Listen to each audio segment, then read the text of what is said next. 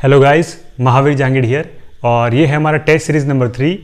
और ये वीडियो आप एंड तक देखिए क्योंकि ये सभी प्रकार के गवर्नमेंट एग्जाम्स के लिए बहुत इंपॉर्टेंट है गाइस। इसमें मैंने क्वेश्चंस तो कम लिए हैं लेकिन उसमें उसको एक्सप्लेन ज़्यादा किया है, यानी यहाँ पर मैंने जो है क्वांटिटी कम एंड क्वालिटी ज़्यादा देने की कोशिश की गाइस। तो इस वीडियो को आप एंड तक देखिए एंड आई होप कि आपके सारे डाउट्स इस वीडियो को देखने के बाद में क्लियर हो जाएंगे। तो चलिए स्टार्ट करते हैं। तो ये है हमारा करंट अफेयर्स का टेस्ट सीरीज नंबर 3। इसके पहले हमने 1 to 20 क्वेश्चंस जो हमने कवर कर लिए हैं। जो मैंने इसके पहले के जो वीडियोस डाउनलोड किए हैं उसमें आप देख सकते हो मेरे क्वेश्चंस मैंने डाउनलोड कर रखे हैं। और ये अभी हम 21 से स्टार्ट कर रहे हैं। तो क्वेश्चन नंबर 21, यहाँ पर क्वेश्चन देखिए और उसका जो है आंसर देने की कोशिश कीजिए।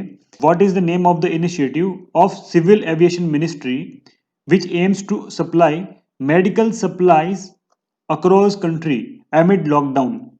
यानी कि जो है नागरिक विमानन मंत्रालय जो है उसने कुछ एक इनिशिएटिव की शुरुआत की है जिसके थ्रू जो लॉकडाउन के तहत जो हमारा लॉकडाउन रहा इंडिया में उसके तहत वो उनको मेडिसिन जो सप्लाई करेगा। तो वो जो इनिशिएटिव का नाम क्या है ये पूछ रहे हैं यहाँ पे। तो आप आंसर देने की कोशिश कीजिए। ऑलराइट, इसका आंसर होगा बी, लाइफलाइन उड़ान। ये इनिशिएटिव था उनका। यहाँ पर देखिए आंसर बी। तो यहाँ पर आप स्टेटमेंट पढ़ सकते हो, the union ministry of civil aviation has launched a new initiative called lifeline Udan. अब ये क्या है, ये ट्रांसपोर्ट करेंगे एसेंशियल मेडिकल सप्लाईज का, जो कि एक कंट्री से दूसरे कंट्री भी जाएगा। यहाँ पे इसका लोगो है और यहाँ पे देखिए ये कुछ यहाँ पे स्टेटमेंट आप पढ़ लीजिए। ये जो है इंडिया एंड चाइना के बीच में ये स्टार्ट हुआ है। Question number 22, under operation Sanjeevani India has supplied essential medicine food grains to which country. यानी ऑपरेशन संजीवनी जो है उसके तहत भारत ने कौन से देश को दवाएं और खाने के लिए जो है अनाज उपलब्ध करवाया है। तो इसका आंसर देने की कोशिश कीजिए। So the correct answer will be B, Maldives.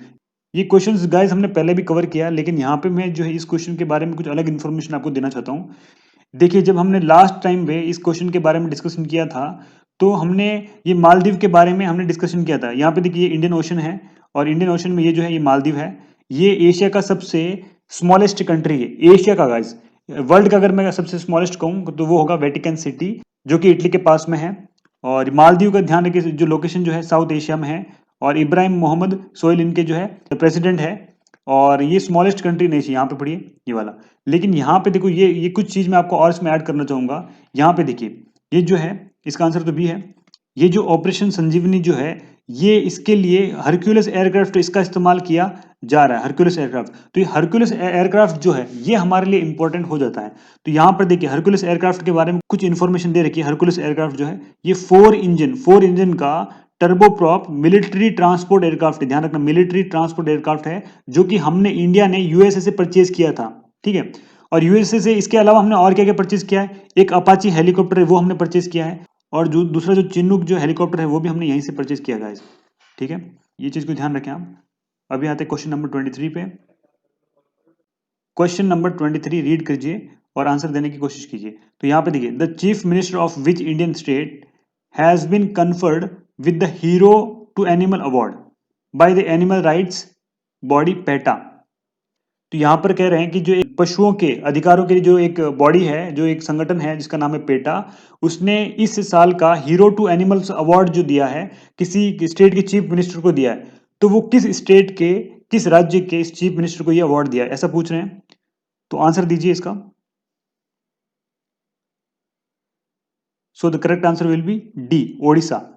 यहां पर देखिए आंसर डी। यहां पर देखिए पेटा का फुल फॉर्म आपको याद रखना है, people for the ethical treatment of animals. अब ये जो है इसने ये जो है ये अवार्ड दिया है और किसको दिया, नवीन पटनायक जो कि ओडिशा के चीफ मिनिस्टर हैं। ये है नवीन पटनायक जी। और ये ऐसा ऐसा अवार्ड होता है, यहाँ पे देखो सिग्नेचर होते हैं इनके, ये अवार्ड होता है और ये अप्रैल 2020 में मिला है। और यहाँ पे ध्यान रखिए पेटा जो है ये हमारे लिए थोड़ा इंपॉर्टेंट बॉडी है ये पेटा वाला। इसके बारे में यहाँ पे जानकारी दे रखी है। पेटा इंडिया क्या है, मुंबई में इसका हेडक्वार्टर है और हमारे इंडिया में जनवरी 2000 में ये यहाँ से स्टैब्लिश हुआ है, लॉन्च हुआ है। अब यहाँ पे ध्यान रखना ये किसके लिए लड़ता है, एनिमल राइट्स के लिए ये जो है लड़ाई करता है। और इसमें क्या ये इनका कहना क्या है, इनका मेन ऑब्जेक्टिव ये है कि animals are not to eat, not to wear and not to experiment on, यानी जो पशु जो है इनकी भी एक अपनी जिंदगी है, अपनी इनका जीवन है, इनकी एक लाइफ है। हमारा मकसद ऐसा नहीं होना चाहिए कि इनको हम सिर्फ खाने के लिए, इनके जो स्किन होती है उससे हमारे जो लेदर के कोट जैकेट जो शूज वगैरह ये बनाने के लिए या फिर कुछ अलग से एक्सपेरिमेंट करने के लिए हम इनका उपयोग करें। इनके अधिकारों की भी सुरक्षा होनी चाहिए। तो यहाँ पे डिफरेंट डिफरेंट आप देख सकते हो, यहाँ पे डिफरेंट डिफरेंट जो एनिमल्स है उनके फोटोग्राफ्स भी इसके सर्टिफिकेट साथ में अटैच होकर के आती है। तो जो है नवीन पटनायक जी, जो इन्होंने काफी अच्छा काम किया इनके लिए, तो इनको ये अवार्ड दिया गया है। अब आते हैं क्वेश्चन नंबर 24 पे। ये question number 24, who is the head of the recently constituted national shipping board. अभी हाल फिलहाल में एक जो नई बॉडी बनी है नेशनल शिपिंग बोर्ड, उसकी जो हेड को किसको बनाया गया, ऐसा ये इनका पूछना है। तो आंसर देने की कोशिश कीजिए। देखो आपके आपके पास में ऑप्शन है, एक तो मालिनी शंकर है, एक अब्दुल गनी सैरंग है, एक अमर सिंह ठाकुर है, एक अनिल देवली है। तो इसका आंसर, करेक्ट आंसर होगा ए, मालिनी शंकर। यहां पर देखिए ये है मालिनी शंकर, जो कि एक आईएएस ऑफिसर है, और इनको यहाँ पे जो है नेशनल शिपिंग बोर्ड का हेड चुना गया है। अब आते हैं क्वेश्चन नंबर 25 पे। ये क्वेश्चन नंबर 25, यहाँ पे एक रिपोर्ट के बारे में ये कह रहे हैं, रिपोर्ट के बारे में। रिपोर्ट का नाम है from the great lockdown to the great meltdown is the report released by which global organisation. तो इसका आंसर क्या होगा, आंसर देने की कोशिश कीजिए। Number 1 world bank, number 2 international monetary fund जो कि आईएमएफ है, number 3 world economic forum WEF, और नंबर 4 जो होगा United Nations conference on trade and development, यानी अंकटाड इसको शॉर्ट में कहते हैं गाइस। तो इसका आंसर देने की कोशिश कीजिए। So the correct answer will B D, United nation conference on trade and development, इसको शॉर्ट में कहते हैं अंकटाड। तो ये जो बॉडी है, यहां पर देखिए इसका आंसर यहाँ पे डी है। और ये अंकटाड जो, इसके बारे में मैं आपको बता दूं कि 1964 में इसका एस्टेब्लिशमेंट हुआ है। देखो यहाँ पर देखिए आप 1964 में, और इसका जो हेडक्वार्टर है इसके बारे में बहुत बार क्वेश्चंस बनते हैं। यहाँ पे हेडक्वार्टर जेनेवा स्विट्जरलैंड में है गाइस, ठीक है। और इनके हेड वगैरह इनके बारे में आप रीड कर सकते हैं, मुखिसा कितुई करके जिनकी हेड है। तो ये ध्यान रखना, एक तो ये यूनाइटेड नेशन की बॉडी है जो कि trade and development related issues से डील करती है, यानी कि व्यापार और विकास संबंधी जो मुद्दे होते हैं उनसे ये जो डील करती है, उसमें अगर कुछ दिक्कत आती है तो ये उसको हल करने की, उसको सॉल्व करने की कोशिश करती है। तो अभी देखो यहाँ पे ध्यान रखना, एक तो जेनेवा का नाम है, स्विट्जरलैंड जेनेवा का नाम आया, तो इसके बारे में हम देखेंगे। और यहाँ पे बहुत और कौन कौन सी जो है बॉडीज है जो कि काफी फेमस है। तो यहाँ देखिए इसका जो हेडक्वार्टर की बात कर रहे हैं हम, तो यहाँ पे देखिए यहाँ पे WTO है जो वर्ल्ड ट्रेड ऑर्गेनाइजेशन, उसकी भी हेडक्वार्टर कहाँ पे, जेनेवा में, स्विट्जरलैंड में। ये देखिएगा, ये यूरोप का मैप है, और ये यूरोप का मैप है। यहाँ पे ये इटली है, और ये फ्रांस है, और ये जर्मनी, ये जो बीच में दिख रहा है आपको ये वाला है स्विट्जरलैंड, ठीक है। ये ऑस्ट्रिया है। तो इसको 4 स्टेट्स की बॉर्डर लगती है। और यहाँ पे अल्पस जो माउंटेन है यहाँ पे जेनेवा के जो साउथ में। तो यहाँ पे ध्यान रखना, यहाँ पे और कौन सी फेमस इंटरनेशनल बॉडीज है जिनके हेडक्वार्टर है। तो फर्स्ट वाला जैसे हमने डिस्कस किया कि वर्ल्ड ट्रेड ऑर्गेनाइजेशन है, सेकंड वाला वर्ल्ड हेल्थ ऑर्गेनाइजेशन, यहाँ ध्यान रखना वर्ल्ड हेल्थ ऑर्गेनाइजेशन, और थर्ड वाला वर्ल्ड इंटेलेक्चुअल प्रॉपर्टी ऑर्गेनाइजेशन, और इसके बारे में हमारा जो 26 क्वेश्चन होगा इसी के बारे में होगा। और फोर्थ वाला जो है इंटरनेशनल ऑर्गेनाइजेशन फॉर स्टैंडर्डाइजेशन, मानक तय करने वाली ऑर्गेनाइजेशन है।